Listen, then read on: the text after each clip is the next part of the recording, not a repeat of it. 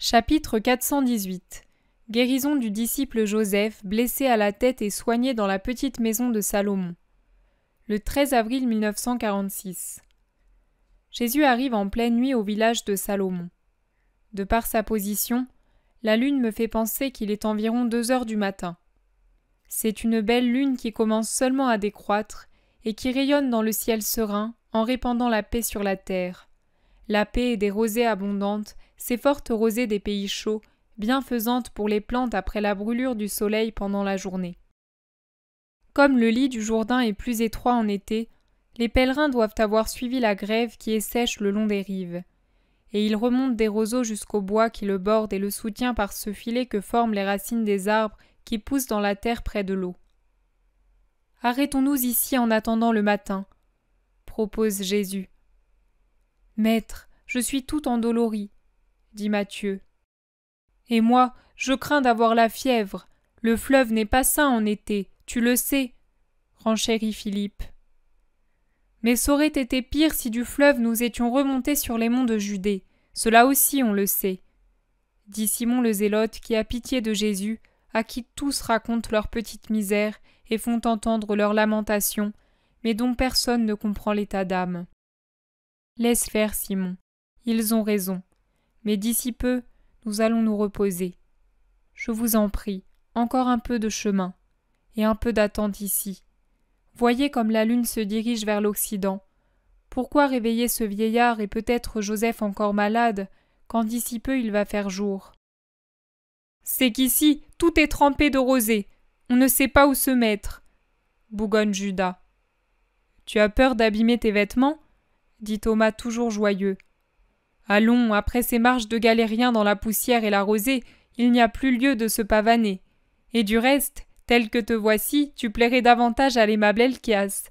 Tes grecs, celles de la frange et celles des manches, se sont déchirées sur les arbustes épineux du désert de Judée, et la transpiration a endommagé celle du col.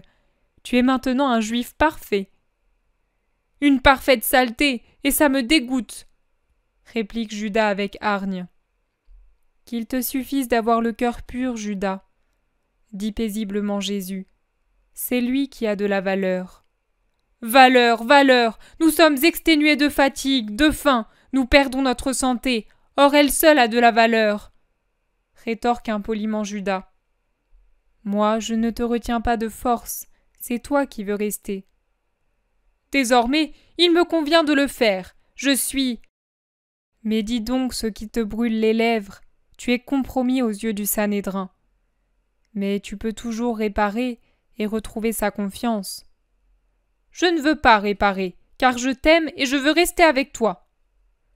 Vraiment, tu dis cela d'une manière qui semble exprimer la haine plus que l'amour, marmonne Jude. Eh bien, chacun a sa façon d'exprimer son amour. Eh oui, il y en a qui aiment leurs femmes mais qui les rouent de coups. Ce genre d'amour ne me plairait pas, dit Jacques, fils de Zébédée, en essayant de couper court à l'incident par une plaisanterie. Mais personne ne rit. Cependant, grâce à Dieu, personne ne réplique. Jésus conseille. Allons nous asseoir sur le seuil de la maison. La gouttière est large et abrite de la rosée, et il y a ce muret qui sert de base à la maisonnette. Ils obéissent sans rien dire, et une fois la maison atteinte, ils s'asseyent en randonnion le long du mur. Mais la simple observation de Thomas « J'ai faim, ces marches nocturnes creuses » ranime la discussion. « Quelle marche! C'est que depuis des jours, on vit de rien » lui répond toujours Judas. Vraiment, chez Niquet et chez Zachée, on a mangé, et bien mangé. Et Niquet nous a tant donné que nous avons dû en distribuer aux pauvres pour que cela ne s'abîme pas. Le pain ne nous a jamais manqué. Ce caravanier lui aussi nous a donné du pain et de quoi l'accompagner. Rappelle André. Judas, qui ne peut le démentir, se tait. Un coq au loin salue la première lueur du jour. Bien, l'aube est proche, dit Pierre en s'étirant, car il s'était presque endormi. Ils attendent en silence l'arrivée du jour. Un bêlement dans un enclos, puis une sonnaille au loin sur la grande route à l'opposé.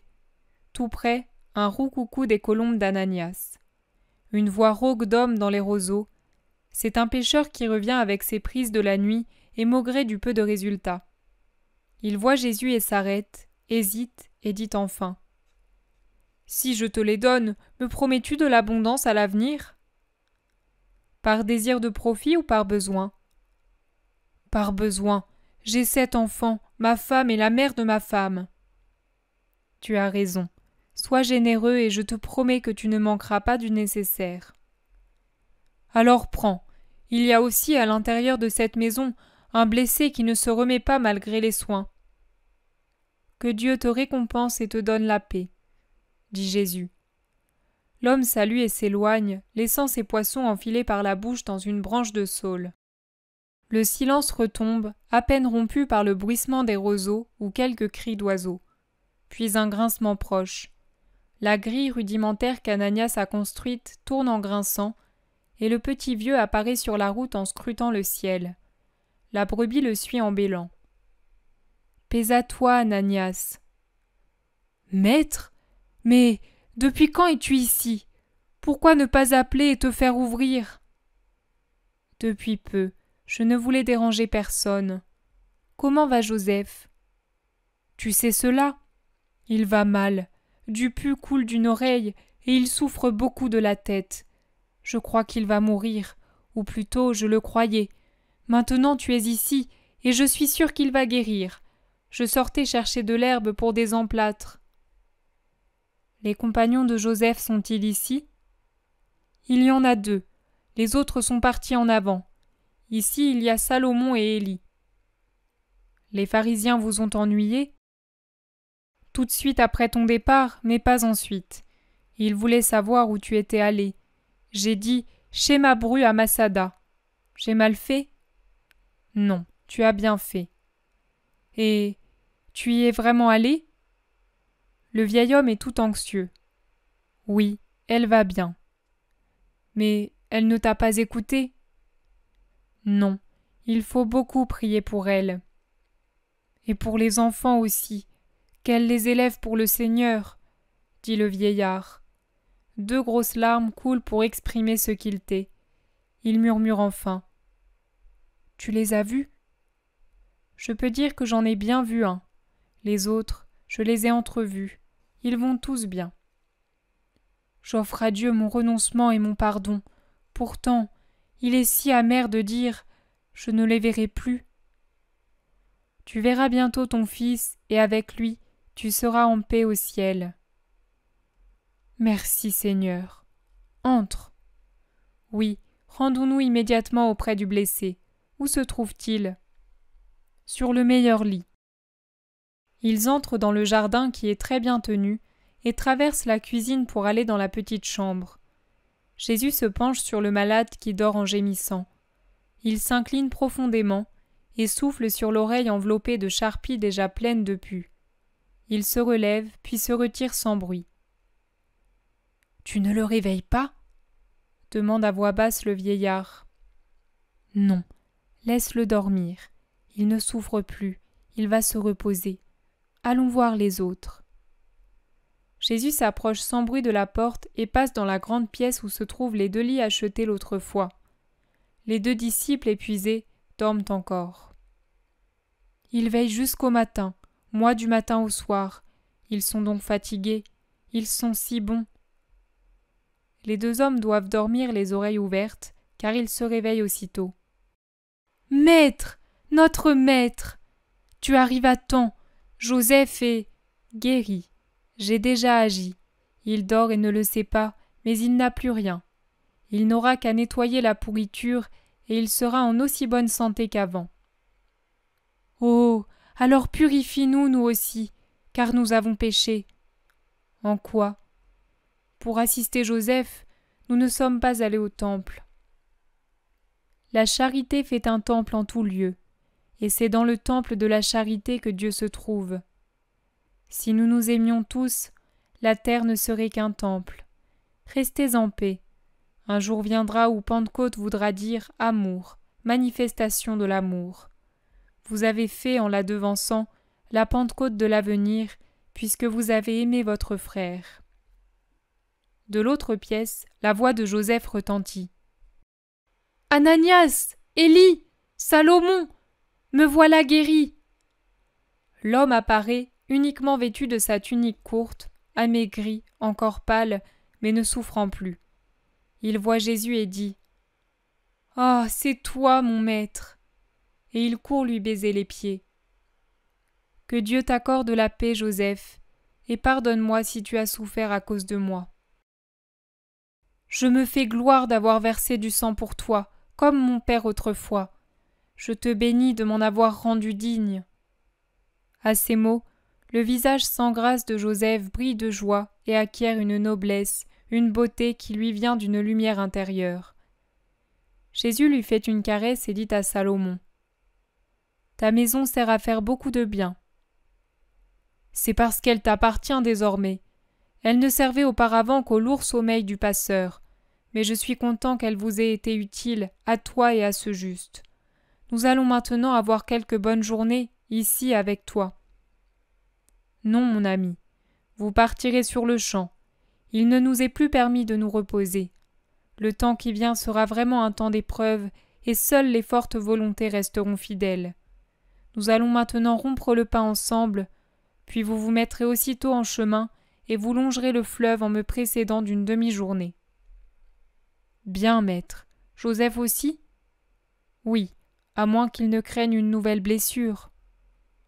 Ô maître, plaise à Dieu que j'aie à te précéder dans la mort, en donnant mon sang pour toi. Ils sortent dans le jardin, dont le premier soleil fait briller la rosée. Ananias fait les honneurs de la maison en cueillant les premières figues sur les branches les mieux exposées, et il s'excuse de ne pouvoir offrir un pigeonneau parce que les 2 nichets ont servi pour le malade. Mais il y a les poissons, et ils se mettent vite à préparer le repas. Jésus se promène entre Élie et Joseph, qui racontent leur aventure, et la force de Salomon qui a porté le blessé sur ses épaules pendant de longs kilomètres parcourus de nuit, par petites étapes. Mais toi, Joseph, tu pardonnes à celui qui t'a frappé, n'est-ce pas? Je n'ai jamais éprouvé de rancœur à l'égard de ces malheureux. J'ai offert le pardon et la souffrance pour leur rédemption. C'est exactement ce qu'il faut faire, mon bon disciple. Et Ogla? Ogla est parti avec Timon. Je ne sais s'il continuera à le suivre ou s'il s'arrêtera à l'Hermon. Il disait toujours qu'il voulait aller au Liban. Bien, que Dieu le guide pour le mieux. Maintenant, dans les feuillages, les oiseaux gazouillent en chœur. Les bêlements, les voix d'enfants, de femmes, le braiement des ânes, le grincement des poulies au-dessus des puits annoncent que le village est réveillé. C'est dans le jardin lui-même que l'on rompt le pain et que l'on distribue les poissons. Aussitôt le repas terminé, les 3 disciples, bénis par Jésus, quittent la maison et parcourent rapidement le chemin qui mène au fleuve pour se plonger dans la fraîcheur et l'ombre des roseaux. On ne les voit plus. Et maintenant, reposons-nous jusqu'au soir, et puis suivons-les nous aussi, ordonne Jésus. Il y a là un tas de filets confectionnés par Ananias. Il montre ainsi qu'il ne reste pas oisif et qu'il gagne son pain quotidien. C'est en partie sur eux, en partie sur des lits que les apôtres s'étendent pour chercher un sommeil réparateur. Ananias, pendant ce temps, ramasse les vêtements trempés de sueur, sort sans bruit, ferme la porte et la grille, et descend au fleuve afin de les nettoyer pour qu'ils soient propres et secs pour le soir. Jésus dit « Vous placerez ici la vision. Jésus dans un hameau de la Décapole du 2 octobre 1944, puis cet autre, le possédé de la Décapole, du 29 septembre 1944.